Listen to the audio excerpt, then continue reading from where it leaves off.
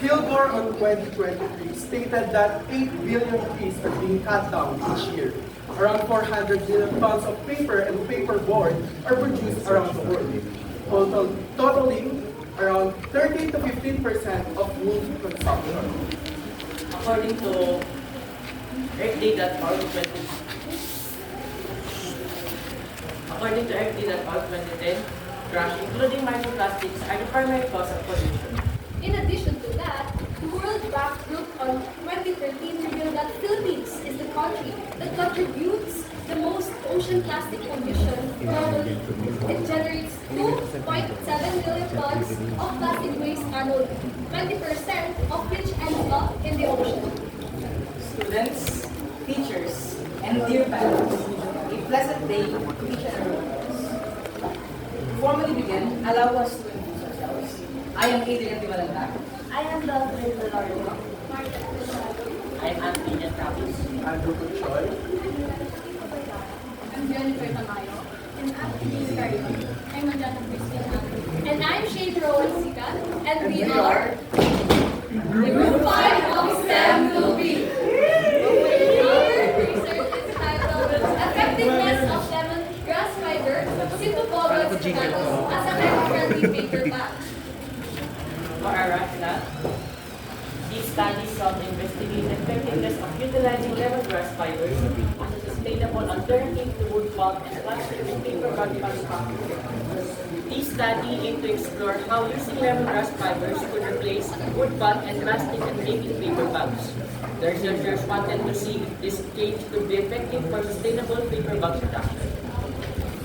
Lemongrass. The researchers use lemongrass due to its abundant availability in Santa Lucia.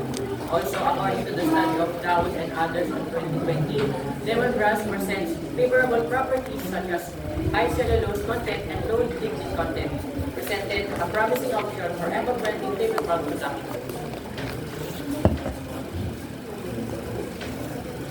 By evaluating the durability, environmental impact for the eco-friendliness, and addressing the hydrophilic properties of lemongrass fibers compared to traditional materials or the commercial ones, this research aimed to provide valuable insights into the potential of lemongrass-based bags as sustainable solution. Here's Tamayo for the related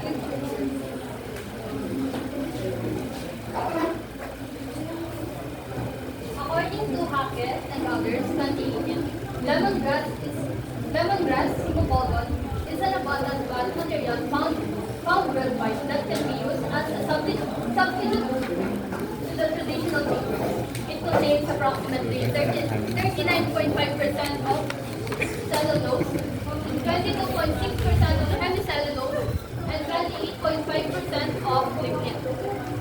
This means that if we use lemongrass as an alternative for making paper, it could be more sustainable way compared to using trees.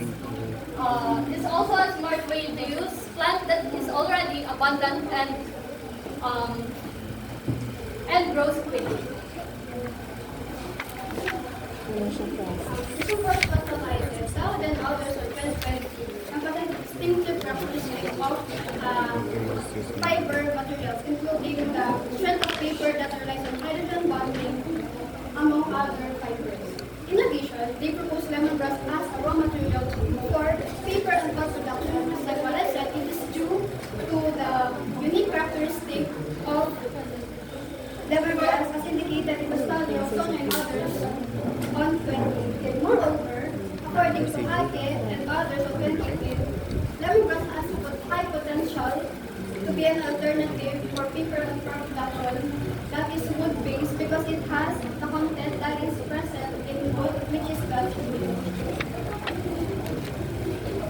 This study sought to answer the following question. For item 1, description of paper bag made from lemongrass fibers. For texture, it is smooth. Then for appearance, it is presentability and durability that will carry light heavy material. For items 2 and 3, this question sought to answer the effectiveness of lemongrass fiber, a paper bag and commercial paper bag in terms of eco-friendliness and durability.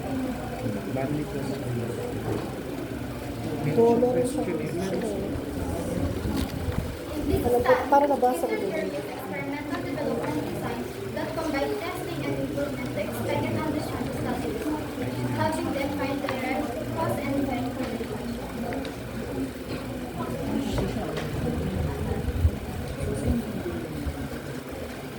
This research through simple random sampling to select the required numbers of units from the population. The study involved a total of 30 respondents who served as random testers for the eco-friendly paper bag made from lemongrass fiber to measure its effectiveness.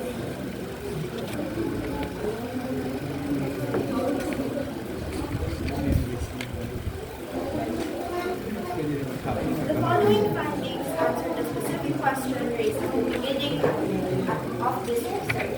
First, the description of the paper bag made from lemongrass. First, the product testers moderately agreed on the success of the paper bag's texture, resulting in a weighted average of 3.4. Next, the presentability of the paper bag in terms of appearance received a strong agreement from product testers. Lastly, the product testers strongly agreed on the durability and strength of the paper bag. The effectiveness of lemongrass fiber as paper bag material. The product testers strongly agreed on the recyclability of the paper bag based on the mean value of 4.5. Majority of the product testers agreed that the paper bag made from lemongrass fiber is durable with an average of mean of 3.867. Lastly, the mean value of 4.433, the paper bag made from lemongrass fiber is reusable, according to the product tester. Third, comparison of the paper bag made from lemongrass fiber with commercial paper bag is in terms of a group of product testers strongly agreed on the reusability of commercial paper bag based on the mean value of 4.233. A portion of product testers agreed that the commercial paper bag is recyclable with a mean of 4.067. Lastly, a set of product testers agreed that the commercial paper bag's durability is reflected in its mean of 3.5. Fourth, there is a significant difference in the effectiveness between the paper bag made from lemongrass and the commercial one in terms of recyclability under eco-friendliness as indicated by a p-value of 0.007. However, there is no significant difference in terms of reusability with a Moderate p-value kayo. of 0.297. Hindi, wala na yung There is very. also no significant value and significant difference in terms of durability with Highway, the tapos moderate. p-value of 0.278. The potential of lemongrass made paper bags in the market lies in their eco-friendliness, Moderate, tapos acceptable. Mas like acceptable. and durability as agreed Tama by kaya tayo, the tapos test. acceptable yung baba. Based Oo, on mali. findings, the Mali. paper bag made from lemongrass fiber is described as having improved texture, high presentability, and strong durability as agreed upon by product testers.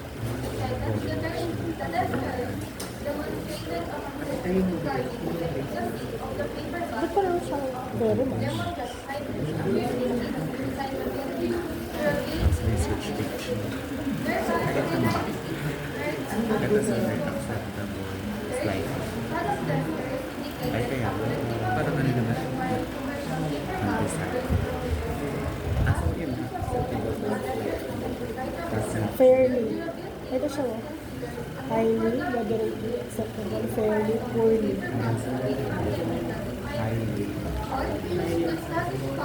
Moderately.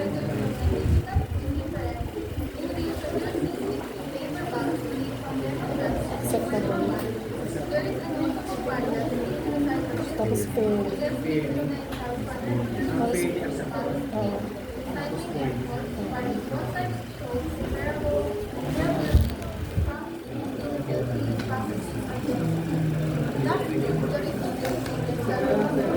ay, kasi yung Ayun mo yung pinulit na siya. May ganun.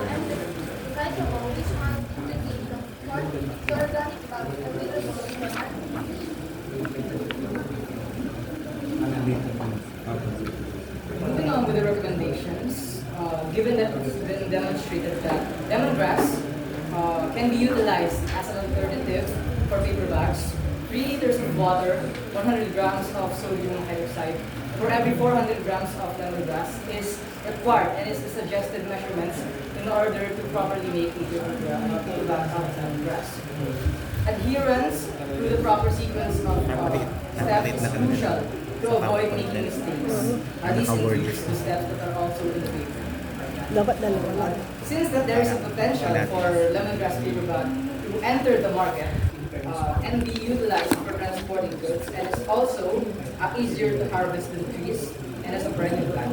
Public support for lemongrass is encouraged due to their contribution to addressing environmental issues. Designing paper bags made from lemongrass can be aesthetically pleasing and can attract attention, especially from younger generations. Strengthening the paper bag handles can be achieved by applying an additional polyurethane waterproofing coating, but not too much because otherwise it will become crusty or brittle. For number 7, lemongrass paper bags can be produced in various sizes to accommodate larger items. In page number 27, we have the dimensions of our product. Therefore, we imply that it can be in different sizes to accommodate larger and bigger items. For number 8, one of the product testers has suggested that the paper bag could potentially be repurposed as a wallet, indicating that the versatility of the paper bag made from lemongrass for various uses. Therefore, that product tester implied that our product is that durable and it can be used in other ways. So, lastly, to achieve a smoother texture, the researchers recommended to have a more flatter and water-absorbent surface to improve or enhance the texture and appearance of the paper bag. Kami naman This one is our flow chart. may flow chart sila. Our Pero wala experiment. dito. So first, we collected dried lemongrass and chocolate pieces, and so we baking soda, boiled it, and added sodium hydroxide and soaked it overnight. We blended into small bits, and then we used the recycled mold or the decal. We used mesh plug and picture frame for this one, and we stapled it to hold the picture. Then we lay it in the flat cardboard, gamit na po na kahon. And then we absorb the excess water with a sponge. And for the after it was dry, we applied polyurethane waterproof coating, and then we assembled it with this one. Parang ito na po yung serve as pag-deliver. And then ito po yung commercial bag na pinag-compare po natin sa survey. That is all po ang thing. Oh. Busit ka.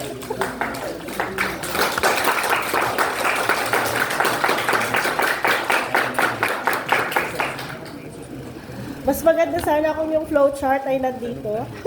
Pero in a form of a process or procedure na Kasi kanina tinitignan namin wala yung process kung paano nyo siya ginawa. Lagay nyo dun sa ano. Sa part yun mo kasi. Isang part ba siya? Before statistical treatment, naglagay kayo ng process. Kung paano nyo ginawa yung itong back. Ayan, so my question is, given the chance na mabenta ang inyong product, tapos nakita mo may paper bag na ganyan, may paper bag na ganito, sinong bibilhin nyo? Kunwari, nandito yan, tapos ito nandyan, sinong bibilhin nyo? Ba't nagdadalawang isip kayo? Sino nga bibilhin? Construct lang. Okay, so ang bibilhin nyo ay? Yes po, certainly. Because knowledgeable enough po kami na yung mga property or yung mga contents na nasa loob nito ay more eco-friendly or mas biodegradable siya. Siyempre po, Ano kasi ginamit yung lemongrass? Gaano ba ka-abundant yung lemongrass? sanitary. Based on observations po, bali parang sa households po kasi, wala sa backyard, parang halos meron po sila lemongrass. Magkano yung costing niya? Kasi di ba sabi mo, sabi niya kung papapiliin ako kung yan or ito, ano ba yung magiging difference nila sa price? Certainly po, mas mura to. Bakit? Kasi po, ito lang po gamit. Kung ito po, hindi siya handmade, hindi siya, kumbaga may machineries, kumbaga, it will mas magiging costly siya. Ito lang po. Sa tingin mo magkano yung price? Hindi, yung... Yeah, sige. Let's compare na lang. Yeah, magkano yun? 30. 50% off. Galang po kababa. Ayan, so meron din tayo nakita, di ba, nung nakaraan, na-introduce sa atin yung paper bag made of yung rice, ano kasing ano naman? Paper bag na yung gamit yung rice, ano naman? Rice stock. Rice. Yung palay stems. Ayan. Have you checked yung process nila? Or yung product nila? May Kasi nakita din it was introduced, talagang nilabas siya ng Department of, hindi ba agriculture? Parang DA ang naglabas na may product ang mga farmers na gano'n. Na-check niyo ba yun? Actually, meron. Kalalabas lang, di ba? Kakalabas. Kalalabas. Kakalabas lang.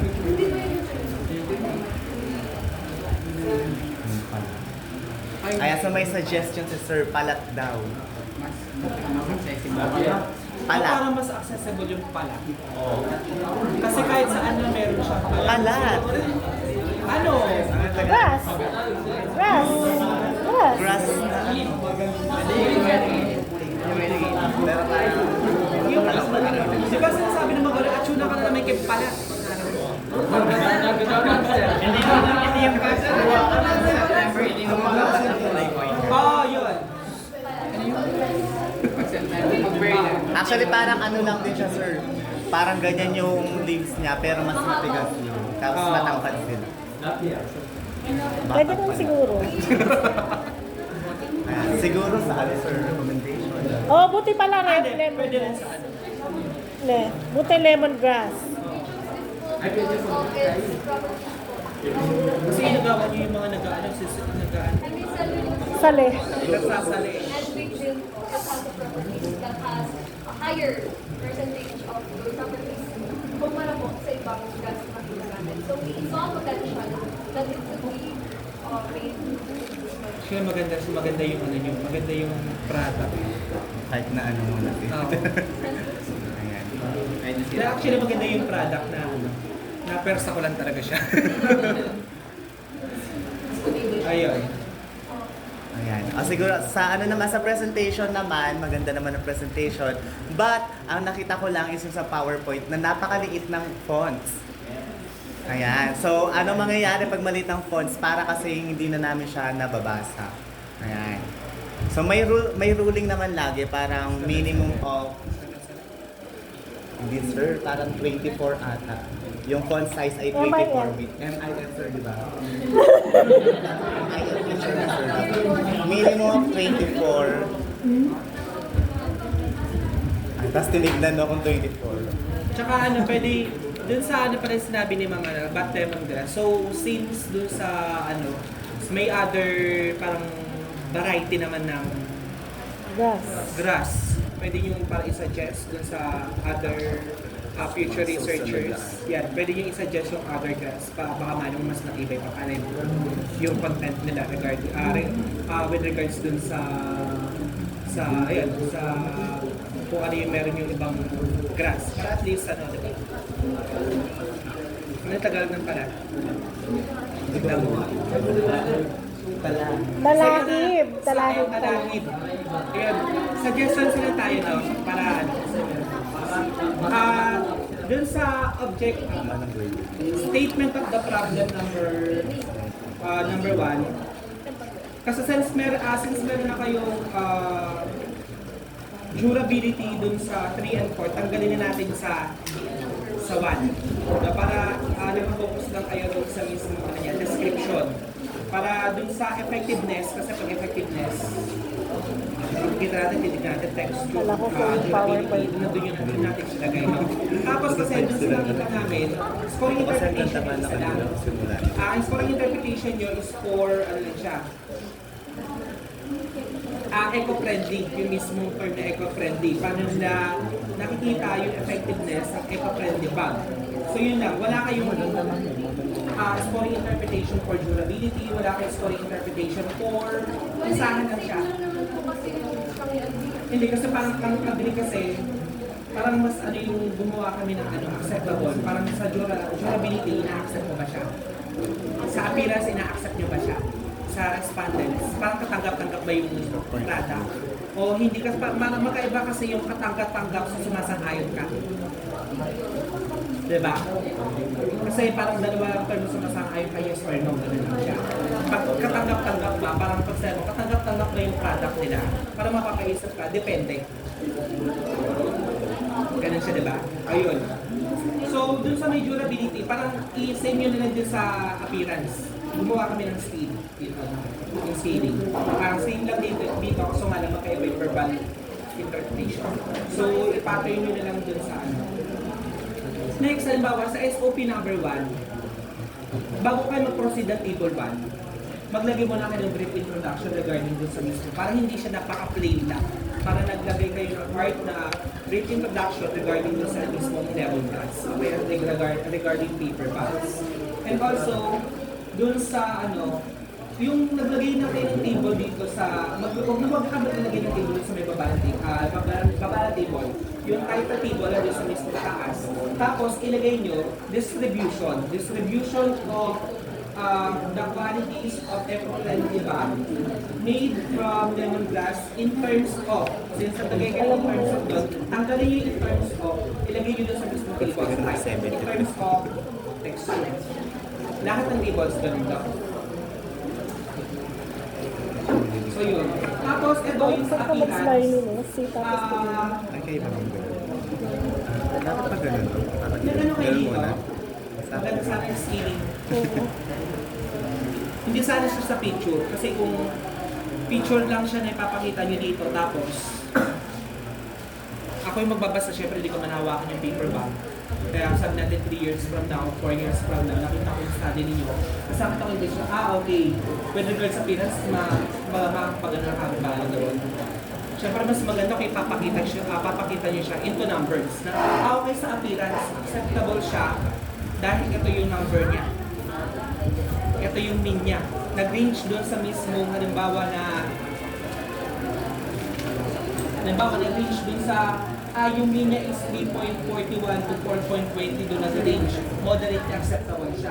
Based doon sa number na binigay ng mga respondents nyo. Hindi yung picture lang siya. Ay, meron pala sila sa baba. Ayan, palitan nyo na lang ito 4.2. Kung taas niya pala, moderate acceptable siya. Yung binigay namin, palitan nyo na lang. Acceptable din naman siya. Palitan nyo na lang dito. Tapos yun, meron naman sila literature, very good.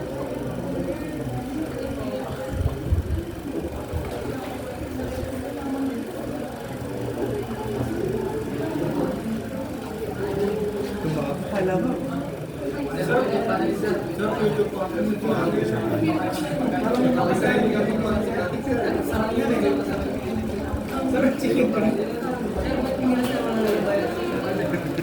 Okay.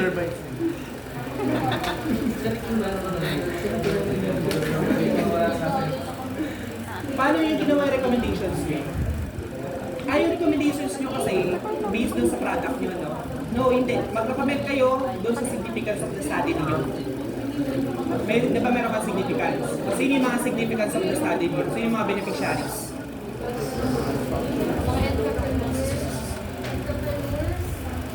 Yun. Doon kayo magre-recommend. Yung recommendation nyo hindi dun sa mismong result. Magre-recommend kayo dahil dun sa mismong result na dapat ganyan siya, na dapat may recommend pa kayo madagdagan. Magre-recommend kayo dun sa mismong significance of the study nyo. Halimbawa sa entrepreneur, sa mga buyer, seller, doon kayo magre-recommend sa kanila. Hindi dun sa mismong kung ano yung i-add din sa mismong product. Halimbawa future researchers, gumamit ng ibang kadamuhan. Ayun, mga ganun, no? Yun. Tapos yung bibliography ninyo, AP format yung gamitin ninyo. May mga hindi siya. Kasi mas nauna dapat yung pangalan tapos sasagot kayo ng konti intel. Mas pinatoy niyo siya sa definition of terms. Nauuna yung terms, pinapasok ni intel yung terms. Ang ini-intent yung mismo pangalan.